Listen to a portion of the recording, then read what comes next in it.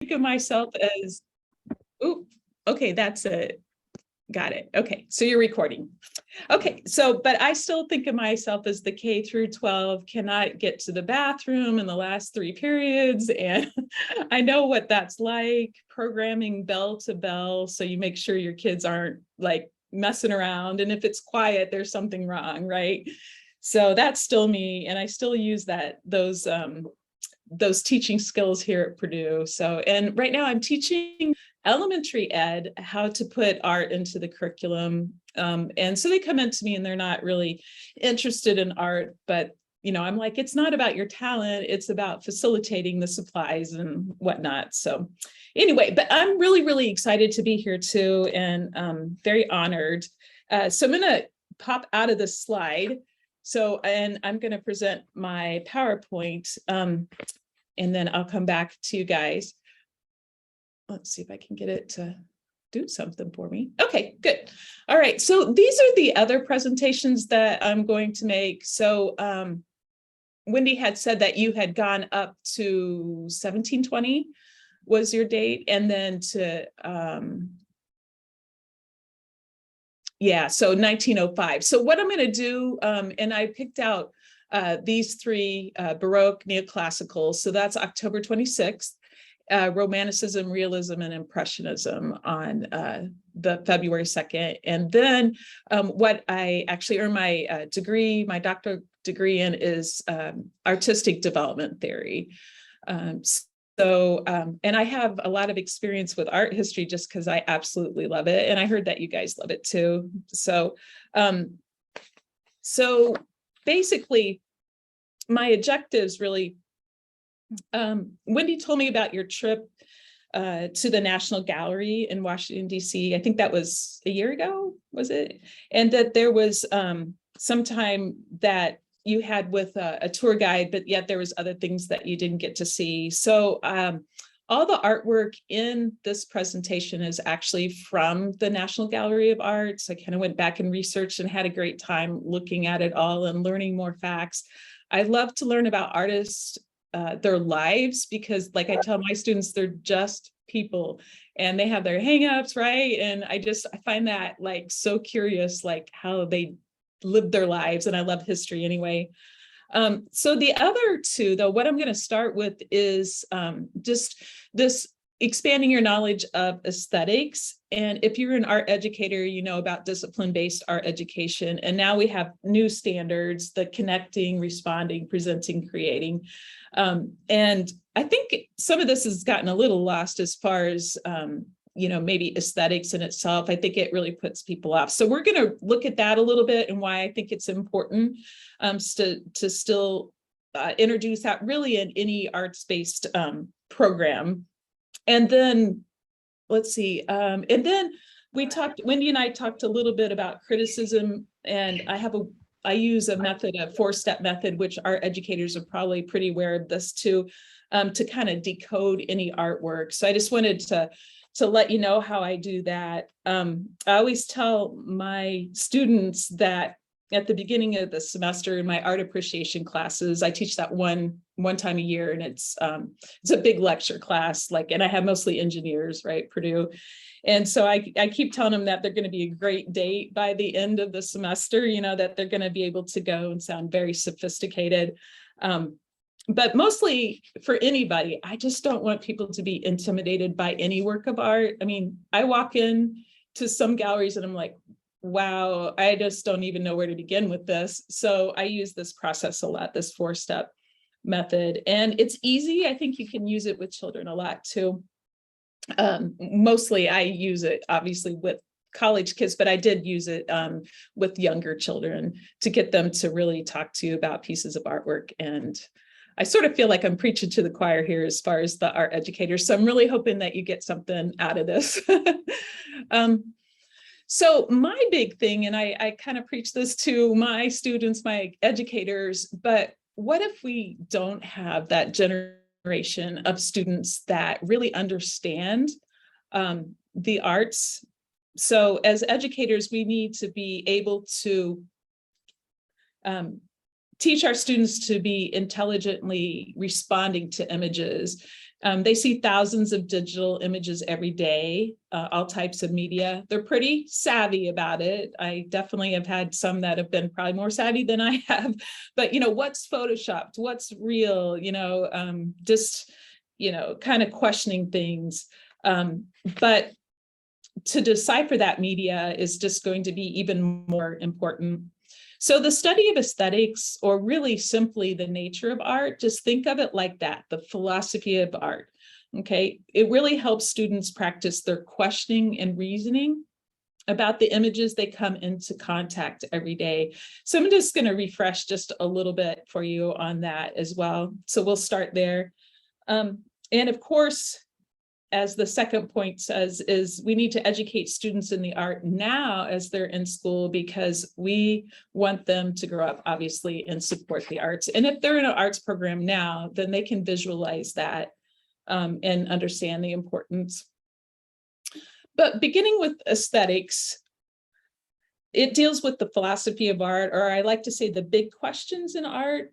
Examples of these questions would be, what is art, or who is an artist, or do you have to go to art school to be an artist? Can you just make art and call yourself an artist? So again, we hear a lot about this discipline from the 80s with discipline-based art education. And I think a lot of art educators that I've, because I go out to schools and watch my student teachers as well, but they're a little puzzled about the discipline. But it can be quite fun and amusing at times.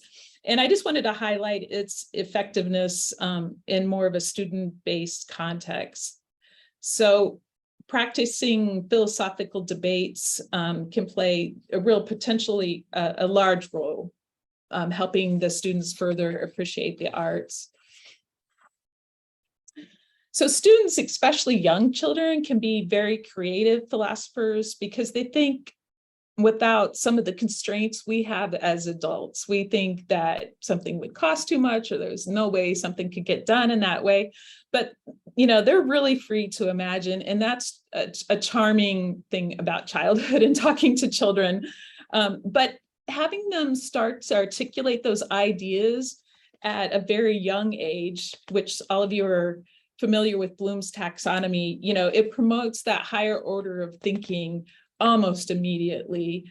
And it's a fun way to do that. But if you can model that for them, they're going to take that on in life, whether they go on to college or, a career, job, whatever, but, they're going to be able to reason, and that's important. As they age, though, students tend not to engage in as much philosophical debate because the ability and sometimes the need to wonder decreases. One way to encourage involvement in aesthetical inquiry is to use everyday language. So I had gotten this, you can see my source, Hageman from 2016, and I'm sure my art teachers on here do this, but couched in ordinary language. Forget the jargon, all the books that you've read on aesthetics, that were so boring you probably wanted to fall asleep. But just kind of think about it in a context that they can deal with, on their own, like that relates to their own lives. So like scenarios relating to their environment can be really engaging. So just looking at the nature of art, where's a good place to start? These questions that I have up here can be engaging. One thing I know it's important, and even with college students, I know that they're timid to answer, especially college student. I'm sure high school obviously depends on how well you know your students and they know you, but they will not stick their neck out, So one thing I do is just have them turn out, if it's dead quiet, I'm just like, okay, turn to the person next to you and explain all this. And all of a sudden the room erupts, right? So even college, they run that risk of embarrassing themselves. So I just, do that kind of, passive listening as I walk around. Don't do cold calling or anything like that.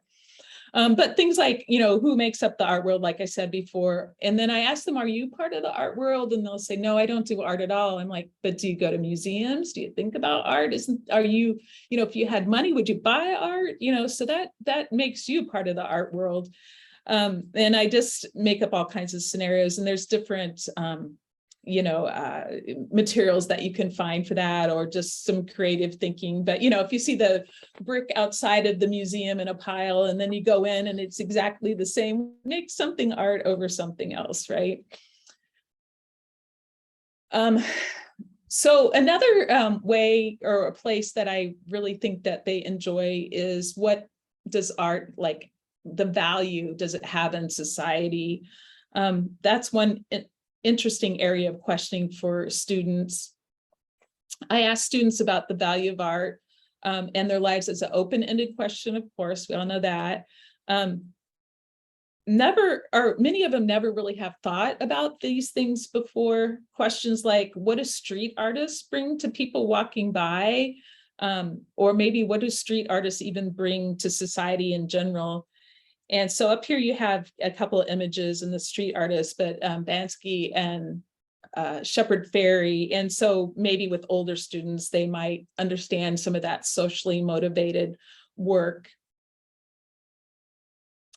So just viewing their work can bring a lot of interest and excitement, especially if it's kind of edgy and something that is kind of like, Shepard Fairey, of course, because there's like some designer clothes that relates to that now. And Banksy does all his different, things. I don't know what to call them, tearing up of images or whatever. But, it does make you question, like, those people just bought that for $1 million and now they have a bunch of ribbons of paper. What does this really mean? But really, creative arts, more than anything, of course, is valued for its beauty. So I'm going to talk about some possible answers to some of these aesthetical questions. So at that core, we admire that the arts mean, for one reason, that we really think things are beautiful. I just totally mixed that sentence up here. Let me start that again. At its core, we admire the arts as a means within itself for one reason, and that is pleasing and what is inherently beautiful. But we all admire beauty. But then again, does everyone have the same standard of beauty? And I think that's where this idea of aesthetics kind of goes astray, because people are like, well, aesthetics is about beauty. Well, in this case, we're using it to question art. And yes, beauty is part of this. But beauty, everyone's standards is different, right? So bringing that up would be one excellent way of speaking. And then, of course, within the world of creativity, there's not any rules. Anything is possible. Art holds the value of allowing freedom of creative expression, for example. And this is Miriam Shapiro, and she was a pioneer in feminist art. Beginning in the 1970s. She really gave feminist art visibility. Her etchings of crochet and embroidery recall the traditional examples of textile made by generations of young women.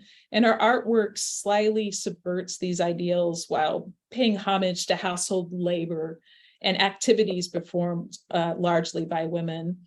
So I really appreciate her work for that. And obviously, her art held the value of allowing her to creatively express her really social justice in a way towards feminist art. So this etching reads, "Take a seat," with an image of a chair. And if you replace, the chair replaces the final word.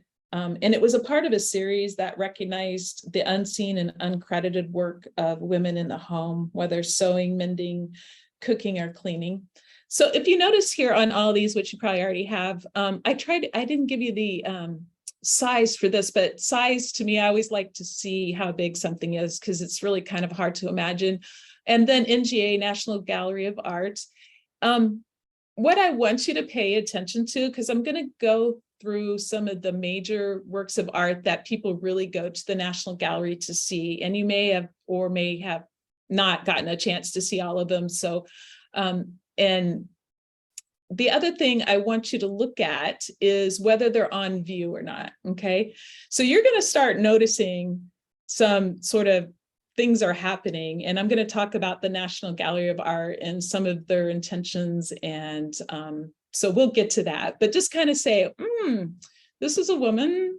This is not on view. Actually, none of her work is on view as of right now. So, and that doesn't mean that they won't, show it later, but it's curious when you look at this. So if you look at Kat A. Kollwitz, I never can really say that well because I'm not a German speaker, but she was somebody that art really held a lot of personal value. She was actually Russian born. A lot of people will say German, but she was Russian born. And she found herself in a society that really was dominated by men. And she developed her own aesthetic vision centered on women in the working class. Her husband was actually a doctor, had a clinic for children, or not children, but anybody, adults that were impoverished, and they would come in and basically get free care. And her studio was there in the same building, so she would see this day in and day out. They also lost their son during World War I. And she just, after that point, of course, all of us that are mothers, just can't even imagine that, but just she had a lifelong exploration of the subject of mourning. So when you look at him, a lot of people will say, oh, it's about, concentration camps or something like that, but this would have been before that time period. But you can definitely see the subject of mourning. They're very expressive, and they just really pull at your heart.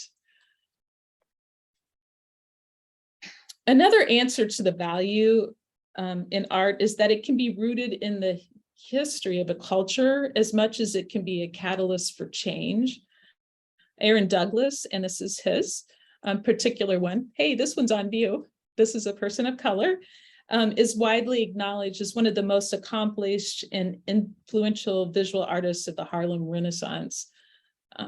His painting Judgment Day shows Gabriel here, and he's standing on both the earth and the sea, summoning the living and the dead to judgment. He uses this biblical narrative referencing to the reference of really the sermons of preachers that he had heard as a child. And then his work, because of the time period, if you look here, was created in an era of Art Deco and of Cubism. So it has that influence as well. And this is my last slide about aesthetics, but some of the other things that you might bring up with students is this meta criticism, and you throw that out there and they're always like, what is that? But I love this particular topic because thinking about your thinking, I do that a lot. I probably do that too much, because everything is just sort of blurry now. It used to be really clear. And the more education I got, I'm just like, okay, I can think and look at it so many different ways.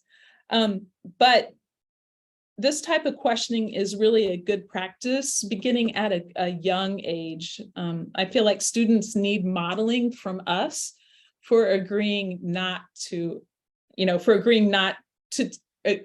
agreeing to disagree, okay, with their peers, especially in this time period and polarization.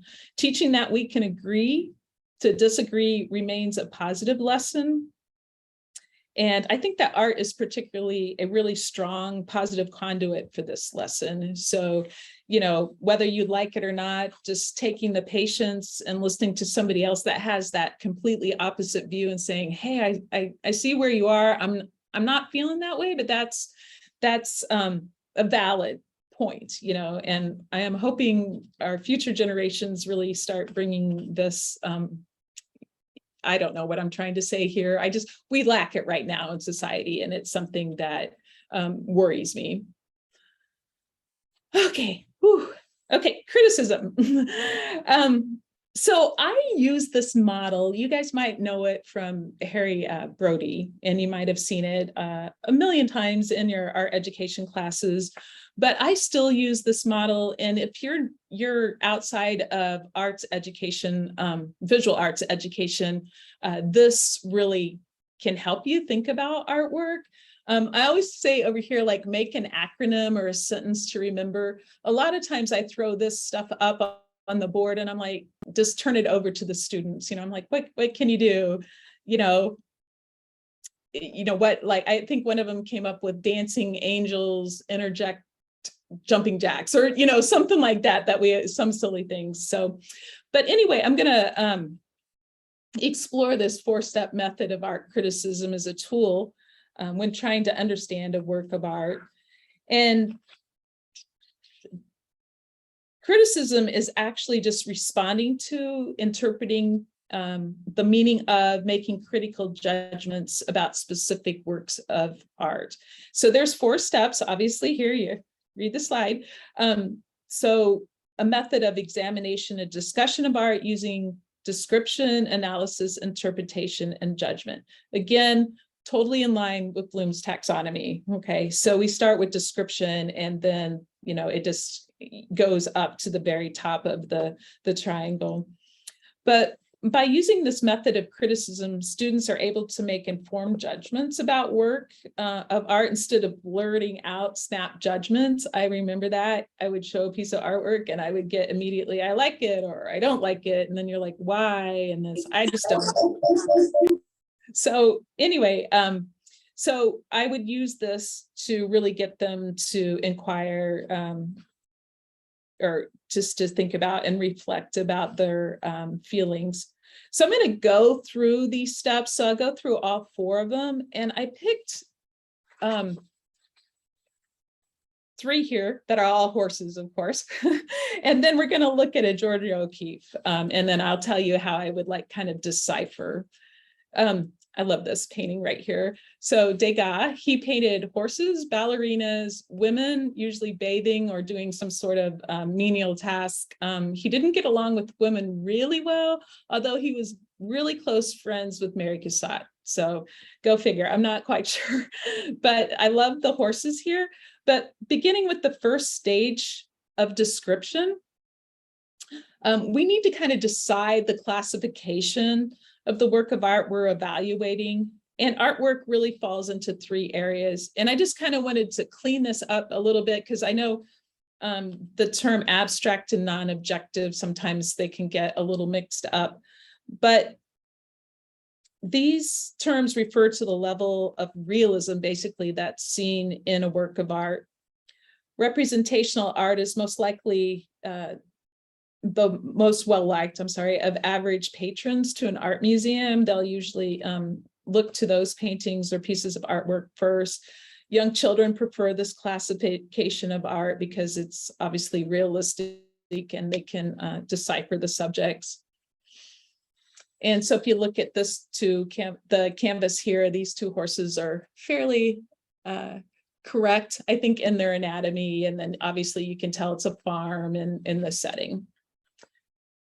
So getting back to the description here of the classifications, the middle one is abstraction. And this sometimes is used in a way that people will say that something that they don't recognize at all is abstract, but it actually comes from the definition. If you think of like an abstract of a paper, right? You're reading a few sentences, but you know what it's about, even though you haven't read the paper. So when an artist begins with a subject from reality, they distort it. And I actually was not really familiar with this particular artist, a French artist. This one is not on view, but it was kind of hard to find one that was abstracted. But the subject is barely recognizable. You kind of have to take a minute to look. It could just be, you know, a lot lines, you know, it doesn't really have depth. It's more shape and kind of organic. And so it's very distorted. And the image just gives us a suggestion of the subject. So that's the middle one, abstraction. And then if you look at this third one, non-objective, this particular piece of artwork by Joan Mitchell, I really, really like.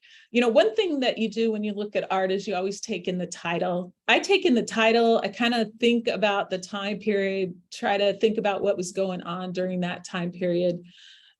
So this one is actually non-objective.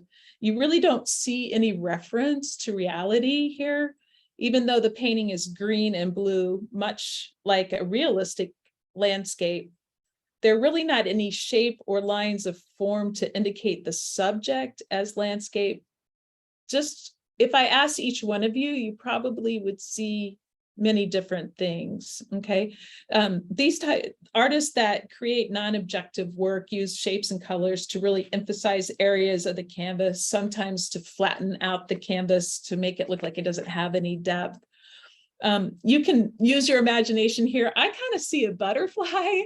I don't know. I see the center body here. I see two eyes and kind of the same over here. But then yet, you know, I'm like, oh, green and sky up here. And it looks very symmetrical, right? So all those things are what I see, but you probably see something totally different. But that's non-objective. So you have realism, abstract, or non-objective. So once I determine that, and getting back to art education here, you guys teach this a lot, my art educators. So elements of art, principles of design. I know students get a little tired of hearing us say, you know, talk about that quite a bit, but it really is the key to deciphering these works of art. So I chose the George O'Keeffe here, Wall with the Green Door. So once again, I'm taking in the title, and then I'm sort of looking at the date and sort of trying to imagine the size of this piece of artwork. So I'm just going to run through this like I explained to my students, and just kind of go through each one of these where I see it. I don't have a whole lot written about this. I picked this one because it's very, you know, seems fairly simple. So when I show something like this to students, they're like, well, there's hardly anything there, you know. So really what we're seeing is panes of color that are used to construct 3 horizontal lines through the entire picture plane. A smaller green square is painted in the middle of the large peach rectangle, and a darker value of green up through here is applied to the top of the square, indicating a shadow, which makes it seem 3-dimensional. And so that gives it form. Okay, so right there, I've talked about line, shape, form, and color and value. Okay, little textures used throughout the entire painting. The strip at the top, the blue strip of the painting appears to recede backwards, suggesting that the sky is pushed backwards where the bottom part here, which is a warmer color, advances, and that's part of color theory. Okay, so cool colors recede, warm colors advance. So here I've done this first level of description. All I've used is just the elements. So that's all I let them use. You know, it's a bit tedious. You can kind of go through this. This is probably not as interesting as many pieces of artwork, and I kind of chose it for that reason. Okay, so then the second part is looking at the principles of design. And this is the analysis. So when you think of Bloom's taxonomy, we kind of did the rote part there. You know, we looked at the ABCs of art. Now we're going to put those letters together and make some words, right? And so we're going to analyze it. So using the principles of design, I'm just going to go through these as well. So looking at the same painting, the balance of the painting is nearly symmetrical, as the colors and shapes are almost exactly alike. If the painting were divided in the middle by a vertical line, both cool colors of the sky and the window contrast with the warm colors of the wall and ground below. The artist uses complementary colors to achieve a contrast. There is very little contrast in the type of shapes painted because all are geometric rather than organic. The emphasis in the painting is directly on the center green square or the door, and there's very little movement occurring in the painting except for a little bit of that natural wave or slight curving of the ground line, or what I take as part of the ground line.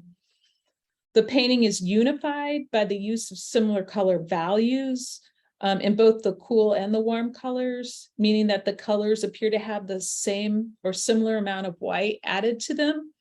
And the variety appears in the painting through the width of the horizontal stripes. So some are thin, some are, you know, wider, some are kind of, the bottom one is just a little bit bigger. Obviously, it's not really medium size, but okay. So that's kind of the second thing. So I'm analyzing it using the elements. The third part I think is the most fun for students because they get to try to figure out what the artist is saying. Okay. So I make them take their time and really, go through this. And again, if they're shy about it, I'm like, tell your partner, just talk about it. But each one of you decide where you see these things, so I don't have to have them say it to me per se. And they tend to say quite a bit more if they're not talking to me, actually. So the artist in this stage is trying to, the students is trying to figure out what the artist is telling us. Many right answers to this stage. My mentor, Dr. Sable, he always says, but there are wrong answers. And I always say, yeah, if you're talking about elephants, you don't see any elephant, but there are many right answers. Okay. So that's important to really back that up. And of course, it's totally impossible for us to understand the artist's message. Sometimes artists use symbolism to convey meaning. In the interpretation of this work, I'm aware that O'Keeffe spent time in the desert in the Southwest. The wall to me looks like part of an adobe structure. The sky appears cloudless and the feeling of light illuminating the wall appears very bright and strong. The interpretation that comes to me is the intrigue about the green square or the door, as O'Keeffe describes it in the title. It's hard to know how to get into the structure because there's not really visible steps or a handle there or a knob to open the door. And it almost really looks like a recess, really. So the door's meaning is a mystery, but it does seem to promise something such as an entryway to a cool place away from the heat and the warm colors. And then the last step, finally, I let them tell me how they feel about this particular artwork. Two ways to look at it. You could do it objectively or you could do it subjectively. So objectively, if I were going to leave my feelings about this painting aside, I could say something like, O'Keeffe uses very few elements and principles to say a lot in this artwork. The work does not appear crowded or confusing, but is simple. The door appears again as a promise of something better to its cool green color, which can indicate life. The painting is skillfully painted with crisp edges and flat areas of color. I think that's kind of a shock even to my college kids that I can describe it and then like that, and it sounds very positive, but then tell you I don't like it. So, very objective, okay, without bringing in my own opinion. But if I wanted to share my feelings subjectively, I could say I like the colors and the message in this painting, but I'm not so comfortable with how it makes me feel because it feels as if I'm very hot standing on the outside of a door and I'd like to get into the structure pretty soon or through the wall. But I'm not sure how to do that. It's a beautiful painting to me because of the calmness and the colors, but it does make me feel a little unsettled. So that's really my subjective judgment on it. I like it, but there's a few things I'm not sure I want to hang it in my house, but this is what it makes me think of. So using those 4 steps of description, analysis, interpretation, and judgment, you have quite a lot to say about a fairly simple piece of artwork. So this is a technique, again, that you might use next time if a student says, I like it or I don't like it. Just slow them down using this 4-step process, right? And force students to really observe and articulate what they see. It really doesn't take that much time. I spent a little bit more time on this, but you can do this fairly quickly. I think that's why discipline-based art education, it was definitely teacher-centered and not student-centered. So now our new 2016 standards are really trying to put the students at the center a bit more. But I still think this process definitely works well with even kindergartners. It might remind you of like the visual thinking, that strategy that you can use with young children. Heather, do you give them any kind of like background or reference at all with the painting, or are you just completely blind? Completely blind, because when you go into a gallery, you're probably not going to know a thing about that artist or background.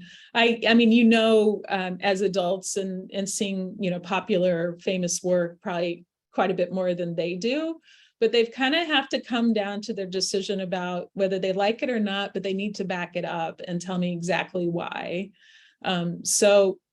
And what I tell my students is when they walk into that museum on a date, right, to impress their date, they could talk quite a bit about a piece just like that, and then walk away from it feeling like they've got something accomplished, like, okay, I've deciphered it as much as I can. I might go and research historically, but otherwise, these are the tools I have at that moment without knowing anything about that artist. Does that make sense?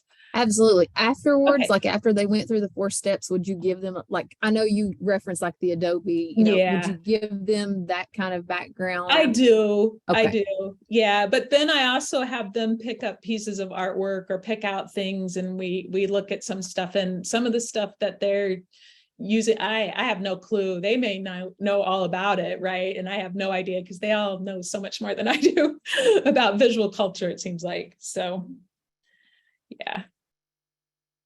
Are we good? Okay. Perfect. I'm gonna turn to the National Gallery of Art. I don't know how many people in this particular session went on that trip. I don't know if you can tell me if anybody did. A few maybe. Yeah, I think the majority of us were on this trip. There were a Okay, few that were not. And I apologize. We actually went in July, correct, ladies and gentlemen? I think it was July this past year. So we just returned. Okay. Of 2022. So yeah.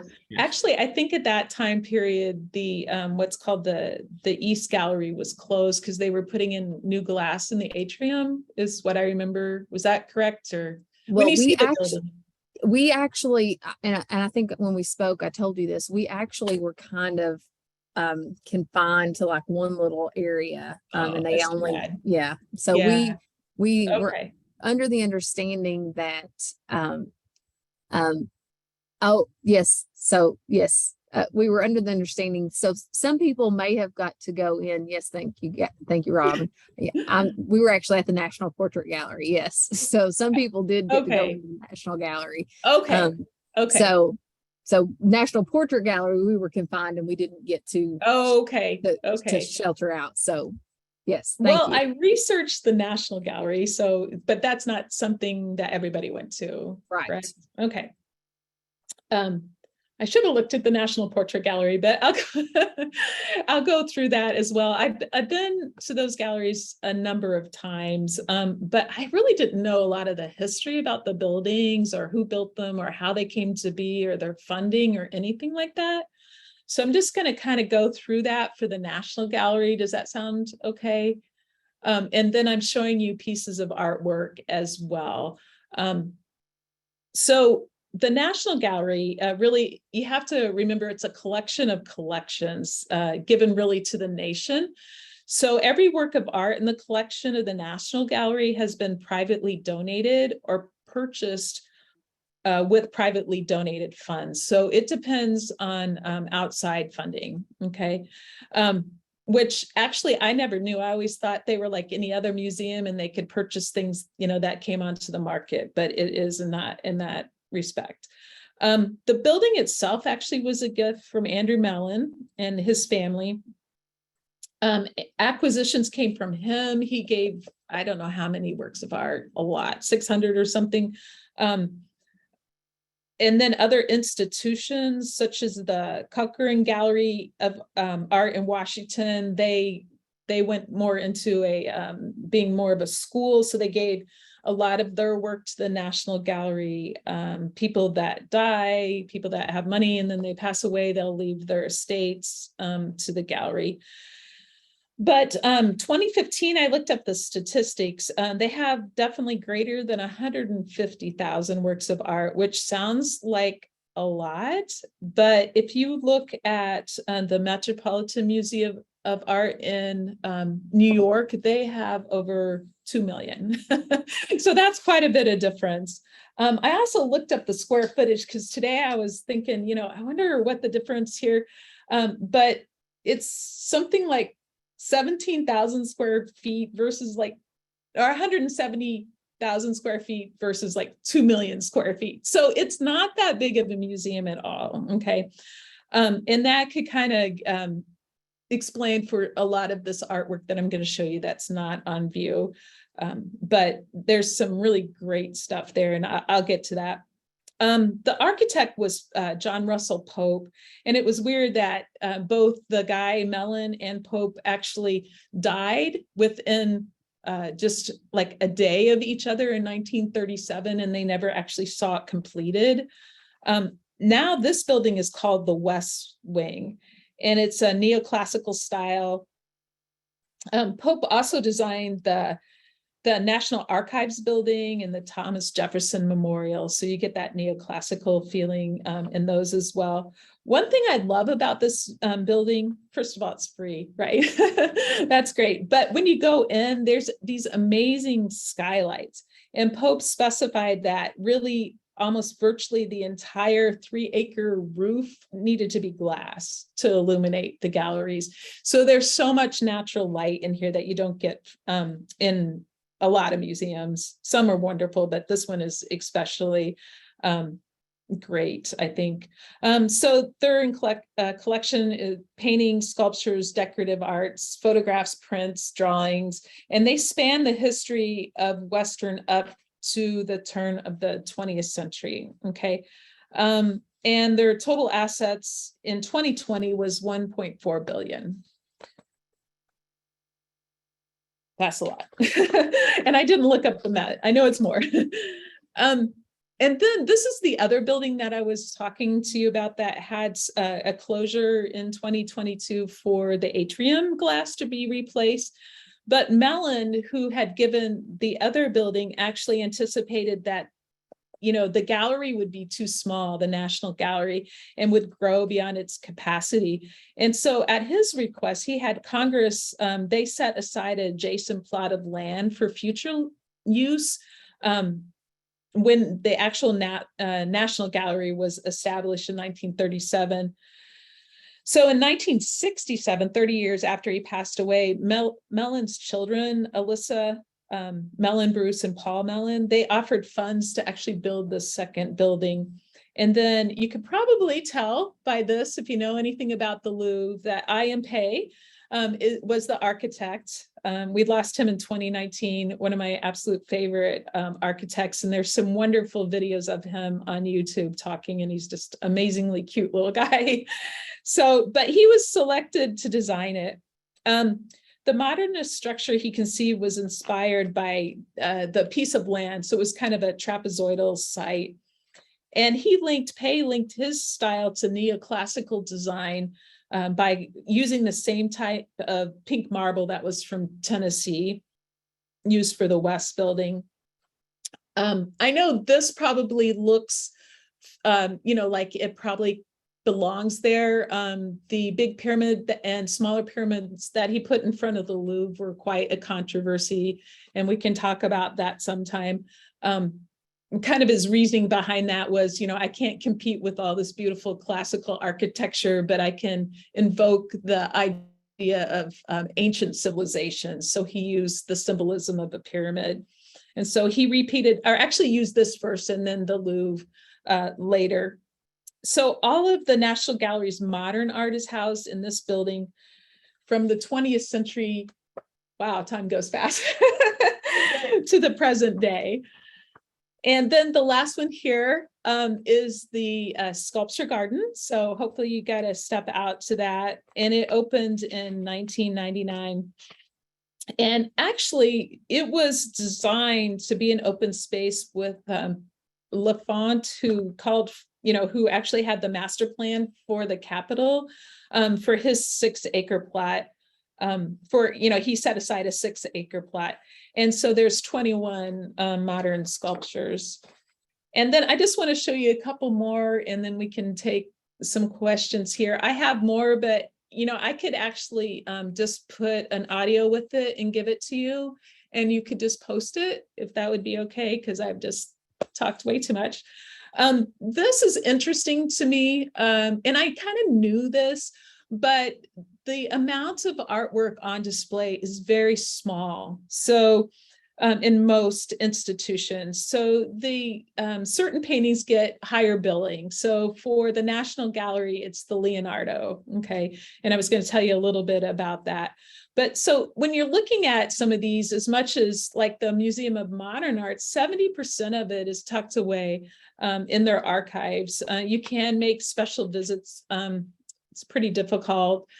To see some of it, you usually have to be doing some research, or you can, sometimes they will loan pieces. So sometimes they are out on loan. The other thing I wanted to tell you real quick about the National Gallery, only 11% of the collection are women or people of color. And that is very true of any, museum in this country, actually the world for the most part. They've been the powerhouse, the paintings is really what draws the crowds. So the Monets and the Manets and the Picassos, So the Guerrilla Girls, I don't know if you've heard of them, but I can tell you a little bit about them later, but they actually presented here at Purdue. So they were really interesting, but they've been around since I think the late 80s or early 90s, but they wear gorilla masks. And they go to institutions or they give lectures, and they're artists, but they want to remain anonymous because they want to highlight this fact. And they've been really, if you look at their work, some of their posters and stuff, it's pretty shocking stuff. And they include a lot of statistics, and it's working slowly. So I know like the National Gallery actually was given, in 2020, I think like 120 works of art by people of color, like from the southern states, so Alabama, in those areas. And these people, they make amazing art. They're super, poor. I mean, like in a lot of areas of the country, but they use a lot of recycled materials. So hopefully, I think they had one exhibition, but they will have more in the future. So how does that? Do you want me to stop there, or got about 6 more minutes or so? I meant to unmute myself and I muted you, Heather. I apologize. That sounds great. I think I muted you though. That's wonderful. And if you would be willing to, I know I've got some people that would love to see the rest of your slides. That would be fantastic. Yeah. And we can post those. One thing, I'm looking at this slide in front of us, one thing that really, I didn't realize how much of the collection's on view, but I am kind of excited that the Art Institute of Chicago has 66% on display, because we're going to go to Chicago. Yeah. So are you? Yes. You should tell me when, because it's 2 hours away. I'll come up and see you guys. I will give you the dates and you can meet us there. So that's where I went to graduate school for painting. We would love to have you with us. Many hours there. I love it. Yeah. Yes. So you can help us. Staying all night and then busing back, taking a bus back? Yeah. Okay. Yeah, that'd be great. Yeah. So, and a lot of times, like when you look at the National Gallery and its square footage, it's a small museum, when you look at all the Smithsonian together, it's like amazing, but you're looking at really smaller buildings than a lot of the newer structures. So the Art Institute, of course, they have the school, they added the modern section, and then they have a lot of ancient art, and then a wonderful collection of impressionists and post-impressionists, but they have room. So that's what I'm trying to get at. So that 66%, it's there. And what they're not showing usually are the drawings and the prints. And again, people want to see the paintings and the sculptures. So there's kind of a pecking order to that. That's actually been around since the Renaissance about that, like what's more highly prized. So yeah. Well, fantastic. Okay, let me get out of this here. Yeah. And you all feel free if you have questions about the 4-step method, which I think that was fantastic. It's the first time for myself seeing that. So if you all have questions on that, absolutely. Um, I can take you around in Chicago and just make you go through it. No, I'm just joking. we would welcome it. We would love it. So They have wonderful docents, but if you would tell me like what you're really interested, I'd be glad to do that as well. So I just really for the may fun take of you it. up on that. Okay. We are planning that trip as we Yeah, speak. it's So wonderful. yes. Yeah, there's a number of museums there. Are you only going to the Art Institute or are you No, gonna? we're planning, we do every summer, we do a summer institute where we take, Uh-huh. like what we did in Washington, for example, and taking their feedback, we want to be more intentional and have time to actually spend time at our locations, Uh-huh. versus being, because we were really rushed in DC. And so we want to be really thoughtful and have time to let them browse and walk through and really Right. enjoy and soak up the Yeah. area and the exhibits. So we're going to really plan out and be thoughtful with that. The Art Institute is, in the kind of the Golden Mile there, and there's lots of stuff to do, but the other, like the not natatorium, the aquarium, and I don't know if you're hitting the museums, what is it, the Science Museum that they have there is wonderful, but those are a bit to the south, but it's a cab ride, it's not that expensive, and if you have a bus driver that knows what they're doing, they can get you down there. Good. So yeah, I may pick your brain for sure. Oh yeah. Awesome. Well, thank you so much, Heather. This has been wonderful. If you all have any questions, feel free. Field Museum. Field Museum. Yes. Excellent. So Susan's got us on that. I did put in the chat our evaluation for today. So make sure you fill that out so that you can get paid for attendance today. And we do they get paid for attendance. Yes. Wow, this is a really great program. It is a great. I would like to say they're all here for me, but I'm sure they are. Look, Hannah's like, yes, that's why we're here. Awesome. No, that's awesome. Yeah, I mean, teacher salary and the time. I don't know if you're like me, I've got a ton of homework over here to grade. So yeah. So we do, and listen, we have the best of the best that are in this grant, and we do want to reward them for their time.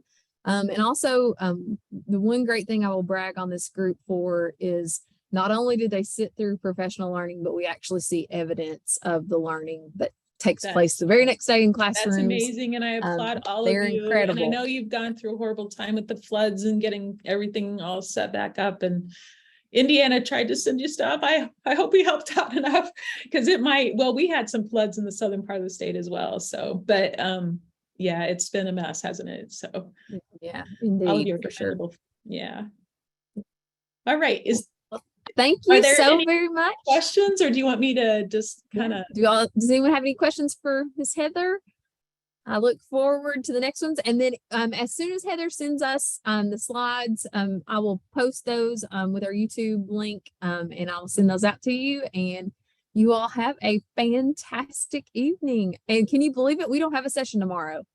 I mean, what will we do? You all have a great evening. I know, we'll cry. Yeah, thank you so much, all of you. I appreciate it. Thanks.